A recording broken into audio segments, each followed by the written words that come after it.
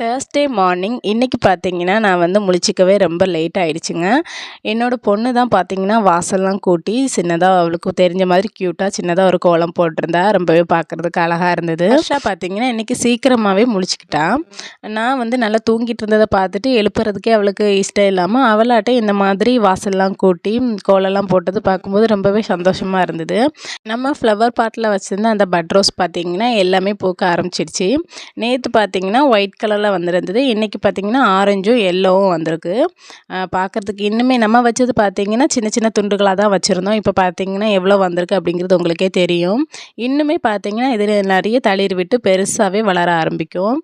அதில் வந்து நிறைய கலர் கலராக பூ பூக்கும்போது பார்க்குறதுக்கு ரொம்பவே அழகாக இருக்கும். துளசியும் இப்போ பார்த்திங்கன்னா சின்ன சின்ன தளிர்லாம் விட்டுருக்கு. பார்க்குறதுக்கு அழகாக இருந்தது. வீட்டுக்குள்ளேயுமே பார்த்திங்கன்னா ஹர்ஷா உரியில் பூவெல்லாம் போட்டு உருளியில் ரொம்பவே அழகாக அவளுக்கு தெரிஞ்ச மாதிரி டெக்கரேஷன் பண்ணி வச்சுருந்தா. பார்க்குறதுக்கு இன்னுமே சந்தோஷம்.